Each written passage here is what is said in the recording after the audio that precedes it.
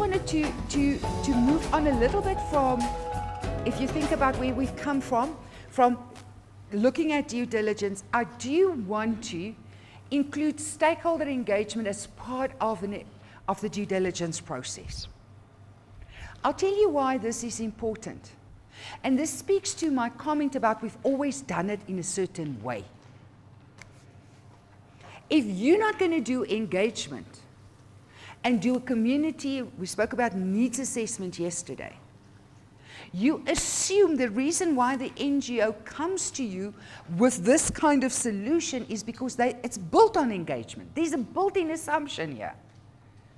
So today, I just want to, let's talk about engagement, because engagement has become so important because it's now become part of the investor's reporting process.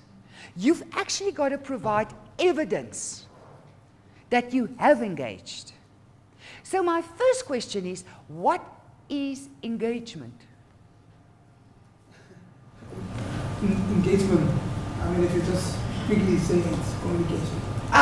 Wait. Thank you. I just want to come to that because we talk about the cycle, and you didn't mention, I don't know whether it's still coming, about the first time that you get a letter from someone, you need to at least acknowledge that. And sometimes we as corporates don't do that. And you will suffer when it comes to engagement if you don't even acknowledge a letter of request. So according to Richard, engagement is communication. Good start. Communication is the beginning of engagement. It's clarifying the role of the community in whatever initiative or project that we envisage. So how would you engage on clarifying? I think they must understand the responsibilities that come with being involved first. If they are agreed to be involved. So you say engagement is agreement. Well, probably it's a way of building consensus about what needs to be achieved between the US, the China, the various constituents of the initiative. I'm not sure it's a conversation. How to put it. You use the right words. Okay. I think it also involves managing expectations, clearly defining the roles of each stakeholders, and that's done through dialogue and some consultation between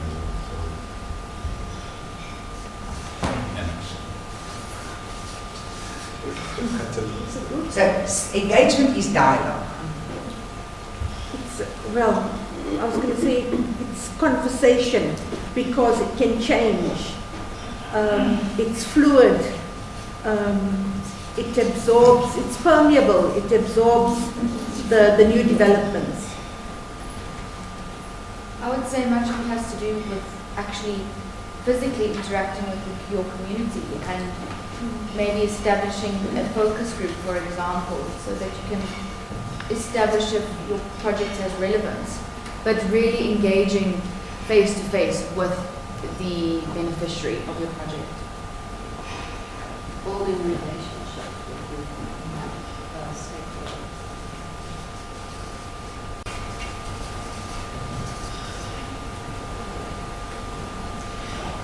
I've got two questions. So why is stakeholder engagement so difficult? And why is it so expensive? I can tell you this. Engagement, do you want to write this down? Will take twice as long as you think and will cost 3 times what you think. It's really complex. Melanie, you wanted to say something. So one of the reasons that it is so complex is because one of the words that's not there, the phrases, is management of expectation.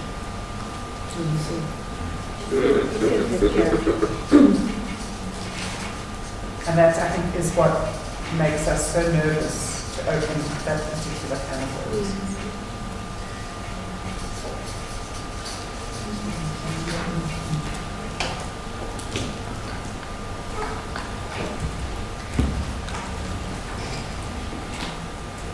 So what is engagement?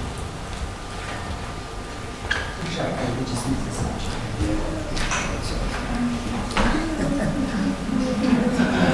Communication is information sharing. I communicate with you, I'm going to tell you something. One way. Consultation is a process of gathering information and advice.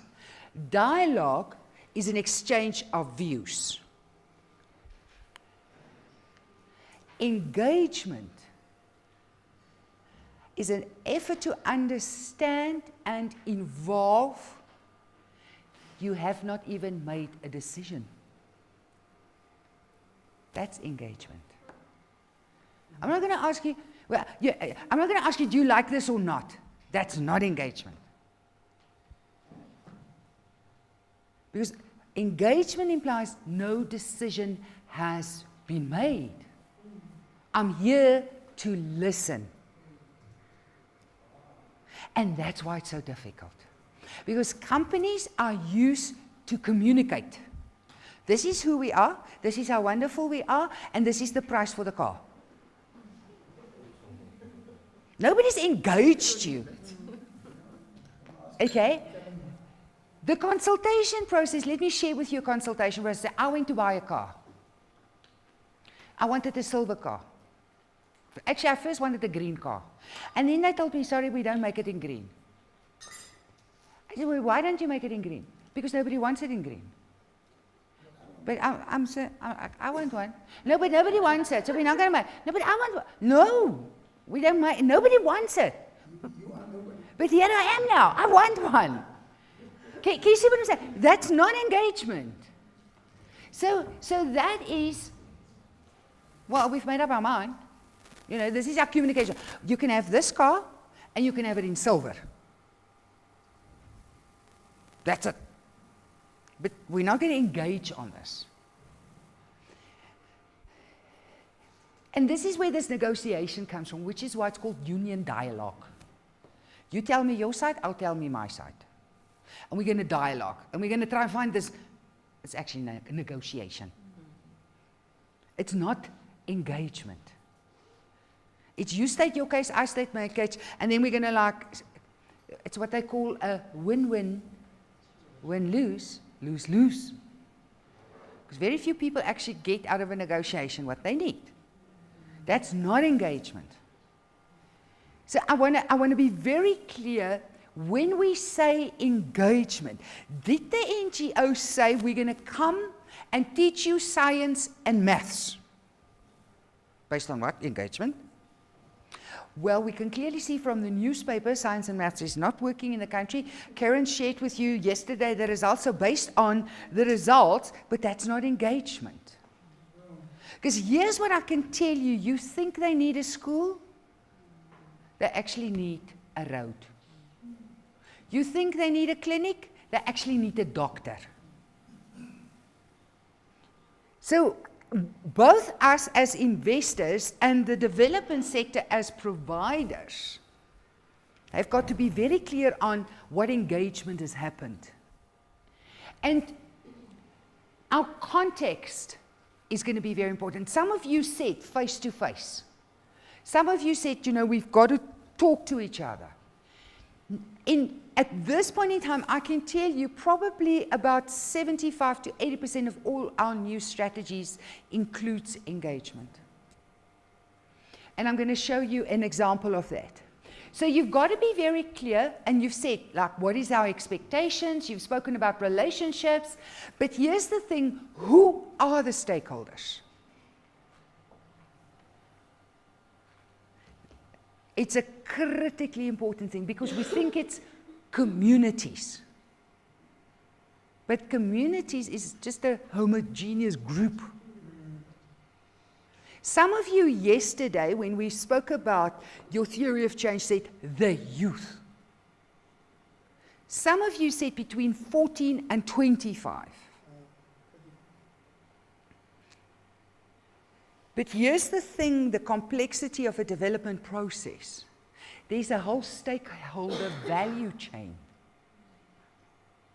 By looking at the end beneficiary, we're looking at the end of a line. But there are a lot of things. Just think about an education program. There's the Department of Education, right? There's the principal, there's the teachers, there's the learners, there's the subject experts, there's the curriculum experts, there's the district councillors. It's a lot. There's other funders. So who are the stakeholders?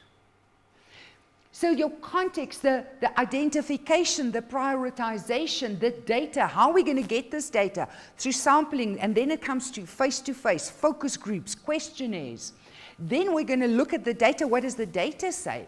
And then we've also got to report on the outcome of this engagement process. Now, one of the issues you want to speak about in this identification and prioritization, you see, on that side, you'll see the general company stakeholders. It's customers, it's employee, it's the media, it's suppliers, it's government, and this thing called communities. But that's a company stakeholder. So if communities are our responsibility, who are those stakeholders? And so in this side, I've included, for instance, your intermediary, right? I've included your co-funding partner. I've included the program influencers, the government.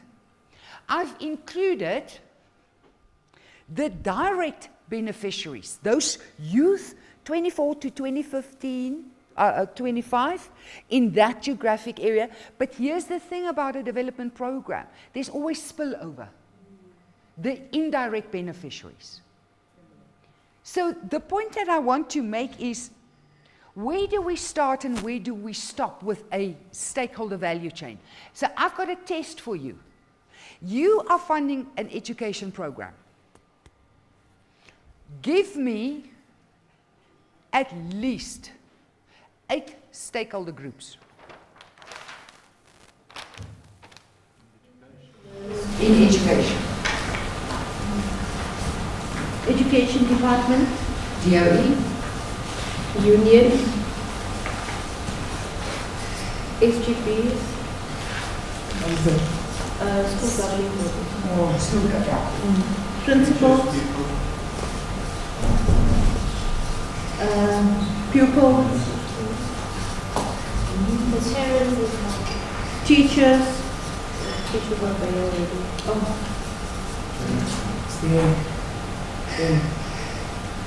Will the districts fall under the department itself? Or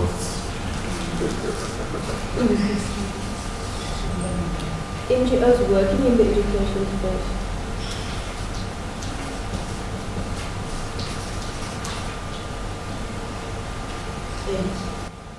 There's 8.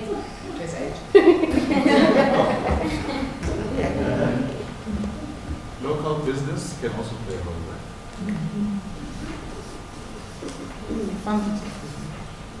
So,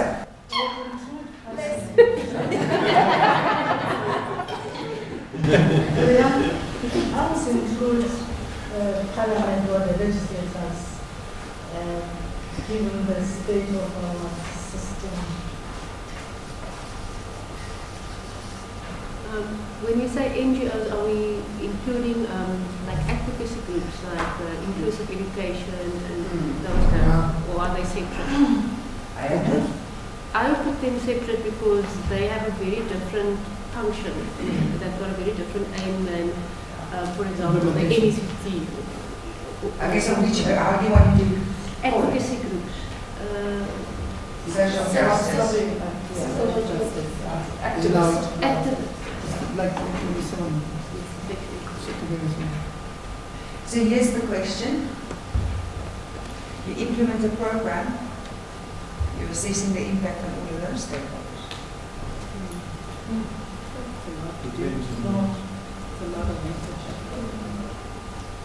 It would take long. you're looking for change. What changed for whom? And here is where I tell you the biggest value lies. The unintended impact. The indirect impact. Because, guys, you already tell me all these wonderful promises. You say to me, I'm going to improve the quality of life and the income ability, and then people are going to get jobs and they're going to get off the social grants. Because you've already linked those kind of things, so you've got to go and test it. Think about your logic model framework. The reason why I got this program is because I want to affect the pass rates. Who else is affected by the pass rate? What is the result of focusing on the pass rates? Who's affected by it? Well, the policy guys, the activist guys, the specialist guys, the parents, the learners, the teachers. So my question is, if you've not identified your stakeholders, how do you know who was affected? In what way? And I can tell you this is the secret of impact assessment. Because at this point in time, if it was a learner intervention, this is where M and E happens. And you're shortchanging yourself. Because if you set up your theory of change, your theory of practice to change a system, you've got to look at the whole system. So what happens to the teachers in this process? And so what we do is also not to ascribe too much impact, to overcount or double count. When we look at stakeholders, to make it easier for ourselves, very simple, identification and prioritization. Primary stakeholders, secondary stakeholders, tertiary. Because let me tell you, if you're really good and you're really desperate, you will measure till kingdom come. Because you want to ascribe as much impact as possible. But then it's really a stretch of the imagination. If your objective was to increase the pass rates, to link, and this is what I told you this morning, what we call things, to say employment increased as well, because these kids have now passed matric. I'm like, okay, where was that in the program design? And now the thing, and we're moving closer to M&E processes now. This is the thing with indicators. And when you've identified primary, secondary,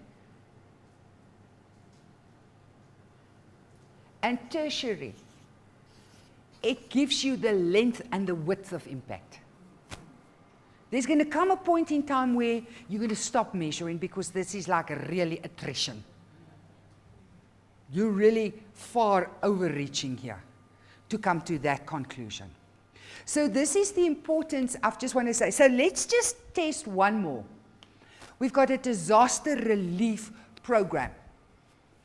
Who would be the stakeholders in this regard?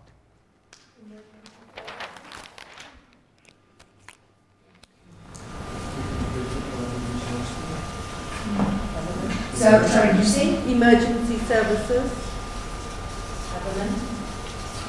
Medical services, or is it the same? Yeah. No. Local municipalities. The police.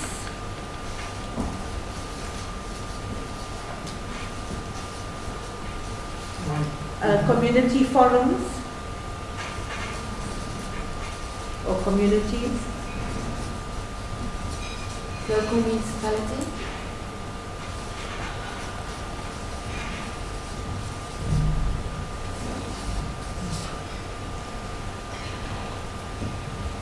So let's make it more practical.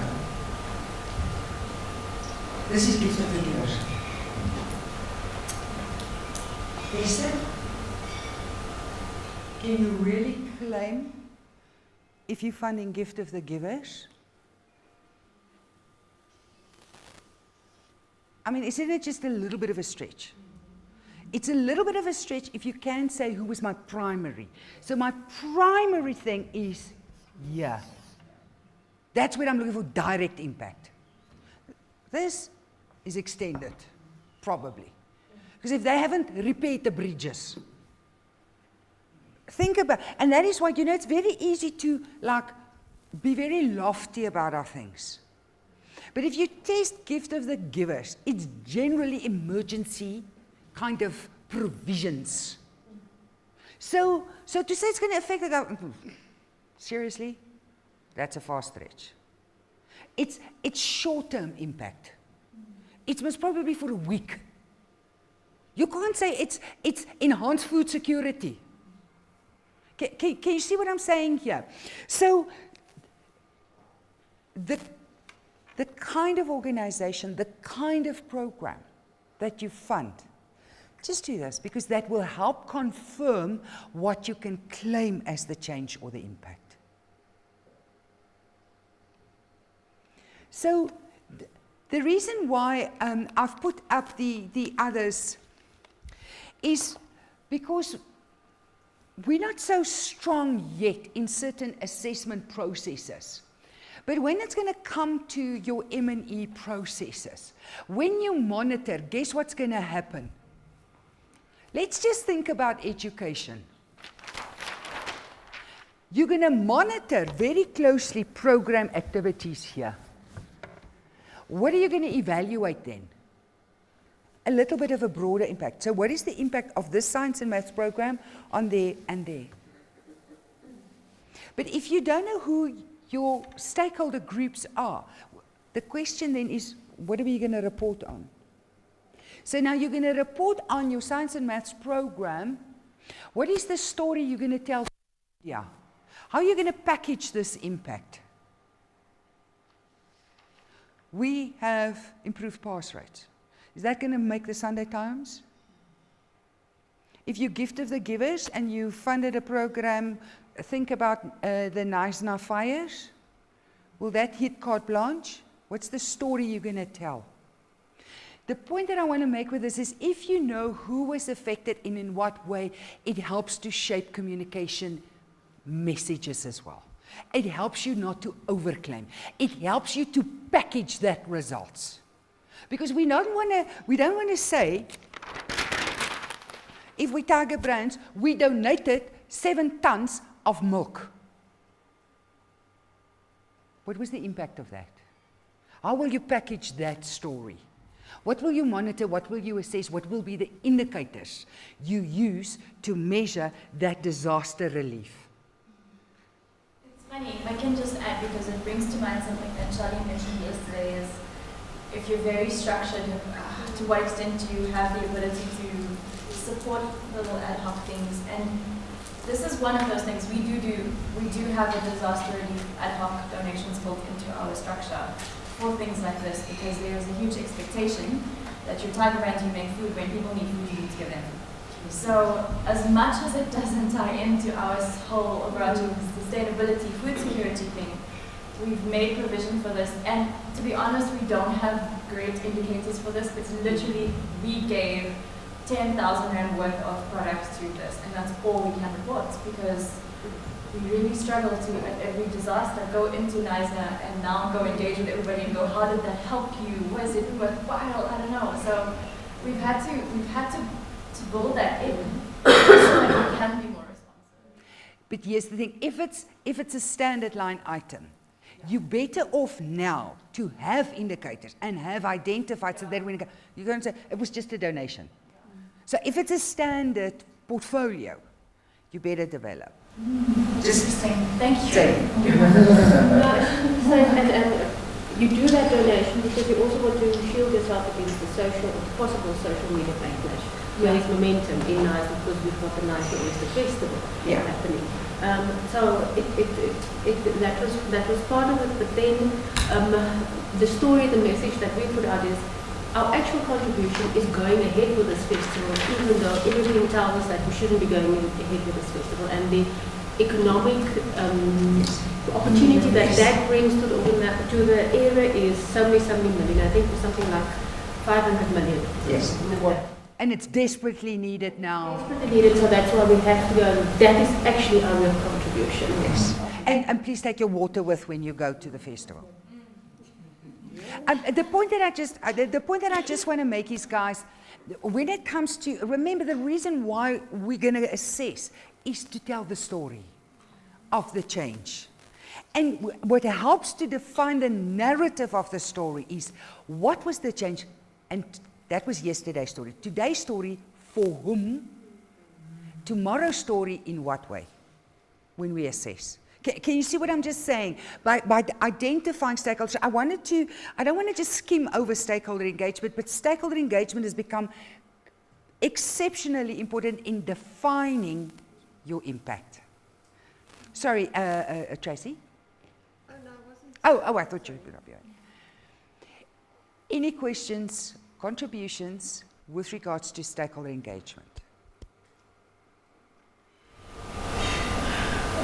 In one interview, I was asked whether I was using the stakeholder and the role player concepts interchangeably.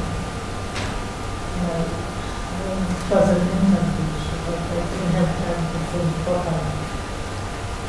But I said no. And then I was asked to explain. And as I was trying to explain something that I did not really thought through, I feel like got caught up in a situation, and I said, is this a question of semantics or what is this really? Later on, I was sitting and reflecting and thinking. And I said, really, what are the differences between these two? Can you have a stake and be a spectator in whatever is happening and not assign yourself or be assigned the role? I don't think I've resolved that in my own mind or thinking. What's the difference between the two concepts? Thank you. It's a beautiful question. And that is why I wanted to test this. Because we've fallen into the trap, and I hope you've noticed my language that I use. I speak about intermediaries, not charities and not NGOs. Because in my mind, I'm already trying to make the jump that it won't necessarily be, or it has to be an NGO implementing. So I'm just saying there's a middle party here, there's an intermediary without saying it's an NGO or a grantee. I don't want to use the words beneficiaries, because it's also indicative of a certain type of relationship as a recipient. I don't want to speak about that. So by introducing a whole new language about stakeholders, it helps me to better identify. It's a business language as well. It's not a development NGO kind of language, where we speak about, the recipients or the grant beneficiaries or the end beneficiaries or we've got to define a new language. And I think if we want to empower people, we have to speak an empowered language. So I would like to encourage you, as much as you define new definitions and new words, that you also define this kind of relationship. So to answer your question, Nomsa, about is it role players or is it stakeholders? For me, it's very clear in a development process. We're all stakeholders because you've defined it. Some are putting in, and that's their role as a stakeholder. That gives them the stake. Some are active partners, they're implementing, they do all sorts of things. They've got a stake in this. But by prioritizing stakes, it makes them more than role players. Because it helps define the impact. Because if you're a role player, it assumes the impact on you is just like one of a lot. But by really homing in on the word stakeholders, it speaks to they've got a contribution, they've got a value add, something happens, they're a participant, they have a stake in the process. Thank you. I think I have a nice definition for you that links well with the impact thing. It's two or more parties getting together for a specific purpose to bring about change. To change the impact. So I think that's the way of looking at community engagement in the impact sort of context. And then also just about community engagement. I think the very important is the whole sort of relationship aspect. When we explain it, we always say it's like a man and a woman getting engaged. There must be a relationship. So you cannot just interact with the community or like do a once-off kind of public participation kind of thing. You must build a relationship. So often when we go into a new community, we spend quite a bit of time just building a relationship with them, identifying the right stakeholder, also people, informants, and there we often look at community leaders, all your different leaders, your political leaders, traditional leaders, your political leaders, your educational leaders, your religious leaders, and so forth. And we often spend quite a bit of time interviewing them, but then from there, analysing the data, developing a questionnaire, going out to the community and verifying, quantify that so that you have sort of scientific evidence. And it's also part of the engagement process. And what we've learned is that first part is especially important, that they understand exactly who you are, what you are doing there, so that they know sort of misperceptions and expectations and things like that as well. Thank you. Thank you. And I'm so glad you used the word relationships, because I now want to get into this partnership kind of thing, which is the subject we're going to get to after lunch. It's 1 o'clock.